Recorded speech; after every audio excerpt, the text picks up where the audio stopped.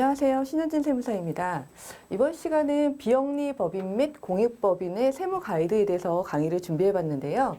첫 번째로 공익법인의 세무 일정을 설명드리려고 합니다.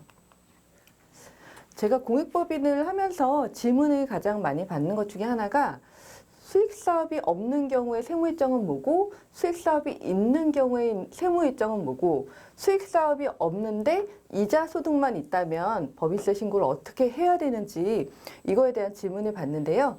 그래서 우리는 목차를 이렇게 구성해가지고 설명을 드리도록 하겠습니다. 그리고 이거는 이제 개정사항인데 공익법인의 의무이행 보고 제출이 이제 주무부처에서 국세청으로 넘어왔어요. 이 부분에 대해서도 설명을 해드리겠습니다. 첫 번째, 수익사업이 없는 경우 세무일정. 가장 심플한 유형이죠, 사실은.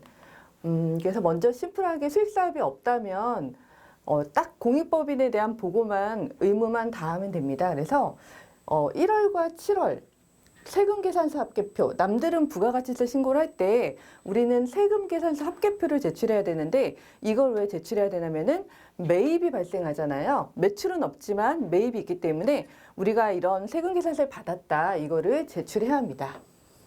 그리고 4월, 이제 거의 일정은 이쪽으로 많이 몰려 있어요. 그래서 4월에 출연재산 등 보고서를 제출을 해야 되고, 그 다음에 결산서류 등 공시, 그리고 외부 전문가 세무확인 결과 보고, 외부 회계감사 보고서 제출, 그 다음에 기부금 모금액 및 활용실적 공개, 그 다음에 공익법인의 의무이행 여부 등 보고를 모두 이제는 4월에 해야 돼요. 그래서 가장 많이 바뀐 게 이제 이번에 2022년도에 신고할 때부터 해당이 됐어요. 3월이 아니라 4월.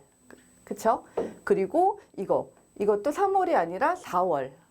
그리고 이것도 4월에 하는 걸로, 새로 하는 걸로 이렇게 바뀌었습니다. 그리고 6월에는 기부금 영수증 발급 합계표를 제출해야 돼요. 그러니까 우리가 이런 기부금 영수증을 발행했다, 이거를 명세서는 내부에서 보관을 해요. 개인한테 받은 거, 법인한테 받은 거. 그리고서는 이제 우리는 최종적으로 합계표만 세무서에다가 홈택스로 제출을 합니다. 그리고 7월에는 아까 말씀드렸듯이 1월과 7월에 세금계산서 합계표, 매입에 대한 거, 이거 제출합니다. 그래서 아까 앞에서도 말씀드렸지만 3월과 4월로 나눠져 있었어요. 그래서 세무사 사무소에서 3월에 영리법인 법인세 신고를 할 때 비영리법인에 대한 출연재산 보고서도 제출하고 외부 전문가 세무 확인도 하고, 그래서 되게 많이 바빴는데 이제 영리법인의 법인세 신고를 마무리하고 4월 달에 비영리법인, 공익법인에 대한 확인을 하고 보고를 제출하기 때문에 조금 더 시간적 여유가 생겼어요. 그래서 좀 더 꼼꼼하게 해드릴 수 있을 것 같아요. 그리고 이제는 수익사업이 있는 경우의 세무일정에 대해서 볼게요.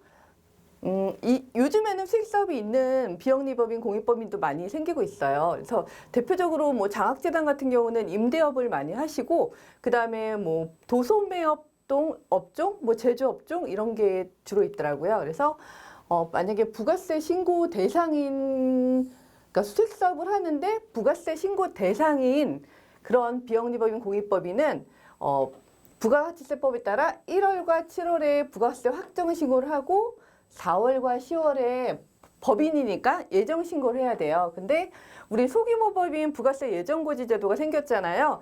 그래서 소규모 법인이라면은 예정 신고 안 하고 예정 고지를 받기 때문에 이제 부가세는 1월과 7월에 확정 신고를 한다, 이렇게 생각하시면 됩니다. 그리고 이제 법인세 신고 대상이 있는데요. 공익법인은 그 법인세 신고 대상을 열거를 하고 있어요. 그래서 법인세법 제4조와 같은 법 시행령 제3조에 열거를 하고 있어요. 그래서 이거 열거하는 수익사업을 영위하는 경우에는 그 당의 수익사업에서 생긴 소득에 대해서 법인세를 신고 납부할 의무가 있습니다. 그래서 법인세 신고 대상 수익사업을 국세청에서는 이렇게 안내를 하고 있습니다. 그래서 아까 말씀드렸듯이 제조업, 도소매 등 수익이 발생하는 사업, 그리고 이거 아주 많죠, 이자소득.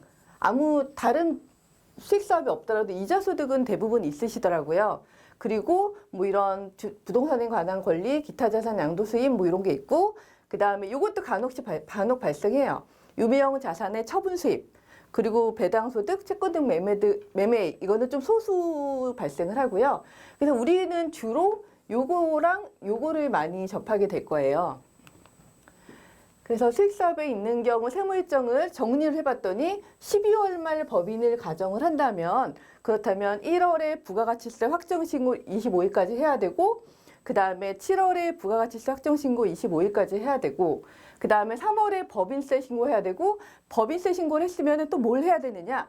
지방소득세 신고를 해야 돼요. 이거 세트예요. 4월에 지방세 신고를 하고 이거를 꼭 하셔야 합니다.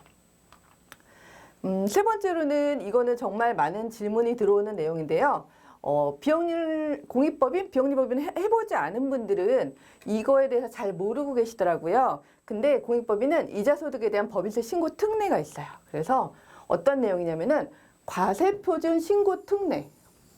그래서 비영리법인은 원천징수된 이자소득의 전액 또는 일부에 대해서 법인세 과세표준에 신고를 하지 아니할 수 있다. 그래가지고 설명을 간단히 드리면은 우리 비영리법인은 실무자들은 이거 아실 거예요. 비영리법인은 이게 많이 발생을 해요. 이자소득 그러니까 금융기관에다가 비영리법인이 공익법인이 장학재단이 이렇게 돈을 예금을 예치를 해놓으면은 그러면 거기서 이자가 꽤 많이 발생을 해요. 왜냐면은 예를 들어 장학재단 같은 경우는 좀 수입 예금이 크기 때문에 50억, 막 100억 이런 데들도 있기 때문에 그런 데들이 예금을 해놓으면은 이자가 뭐 몇천만 원 이렇게 엄청 많이 발생을 합니다. 그래서 이때 금융기관에서 비영리법인한테 이자를 만기가 돼서 이자를 줄 때 원천징수를 해요.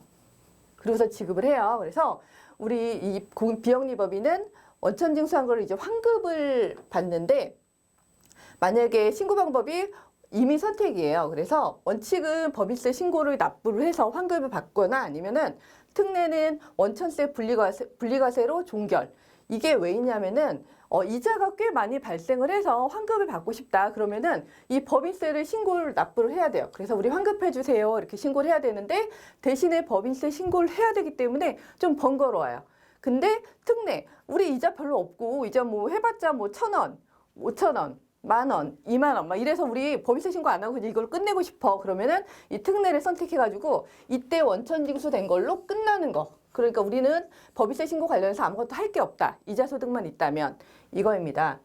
그래서 또 이제 이자소득만 있는 비영리법인은 법인세 신고 특례가 있어요. 아까 법인세 신고를 하는데 그게 좀 복잡하다고 했잖아요. 근데 우리 비영리법인들은 사실은 실무자들이 이 세법적인 지식이 많이 부족한 분들이 많아요. 그래가지고 이 법인세 신고 특례, 너네 환급을 받는데 간단하게 이자소득만 있다면 법인세 신고 환급할 때 간이 신고 서식을 사용해라. 좀 막 복잡하고 어려운 거 말고 아주 간단한 서식 몇 개만 있는 걸로 그걸로 신고를 하면 환급을 해줄게. 그러니까 너네 환급 신고하렴 이렇게 안내를 해주는 건데요. 그래서 이 경우에는 재무상태표, 손익계산서, 이익여금 처분계산서, 현금흐름표 등을 첨부할 필요가 없다. 그럼 아주 심플하겠죠? 그렇죠? 그래서 이제 실무에서 사실은 담당자들이 많이 실수하는 거, 세무사 사무실에서 많이 실수하는 것 중에 하나가 이거예요. 그래서 이게 정말 이자소득만 있는 법인세는 이게 정말 중요해요. 핵심만 말씀드리면은 비영리법인이 원천징수된 이자 소득에 대해서 신고 기간 내에 과세표준 신고를 서류 제출하지 않았다면 그럼 아까 뭐래서 선택인데 얘는 그냥 원천징수 과세 방식을 선택한 걸 보는 거예요. 그래서 과세 절차가 너는 종결됐어. 그러니까 너네 뒤늦게 기한 후 신고로 이자소득에 대한 원천 납부세액을 환급을 하지 마. 이런 제도가 있어요. 그래서 우리가 3월 달에 기한 내에 환급 받으려면 3월 달에 기한 내에 꼭 신고를 해야 돼요. 이게 실무적으로 사실은 실수하는 경우가 조금 있어요. 왜냐면은 3월에 바쁘기 때문에 영리법인 중에서도 세금이 많은 데들 위주로 먼저 신고를 진행하고 그 다음에 비영리법인 같은 경우는 세금 안 나오고 환급 나오는 거니까 뭐 신고 기한 지나도 상관없겠지. 그렇게 해가지고 좀 늦게 뒤늦게 신고해야지 하는 경우도 있는데 그렇게 되면 절대 안 된다. 이게 주의해야 합니다. 그 다음에 공익법인 의무이행 보고서 제출이 올해부터 생겼는데요. 어떤 내용이냐면은 종교법인을 제외한 공익법인은 법인세법에 따른 의무를 이행해야 하며 2021년부터는 그 결과를 주무관청이 아니라 이제 국세청에 보고해야 한다는 겁니다. 옛날에는 주무관청이 하는 게 일부 있었고 국세청이 하는 게 일부 있어가지고 주무관청, 이거는 주무관청에 물어봐야 되나? 이거는 국세청에 물어봐야 되나? 이렇게 약간 헷갈리고 했는데, 이제는 약간 국세청으로 모두 이제 일원화시켰어요. 그래가지고, 국세청에 보고해야 되고, 요거를 이제 국세청에서 어떻게 이거를 보여줄 것인가 저는 궁금했었는데, 이번에 보니까 그냥 홈택스에 약간 한 페이지 정도의 서식을 이렇게 작성을 하는 거더라고요. 그래서 많이 심플하게 돼 있으니까, 이 내용을 새롭게 홈택스에서 한번 확인을 하시고요. 이게 제출 안 돼가지고 뒤늦게 제출하라고 연락이 꼭 오더라고요. 잊지 말고 꼭 제출하시기 바랍니다. 지금까지 비영리 법인 세무에 대해서 안내드렸습니다. 감사합니다.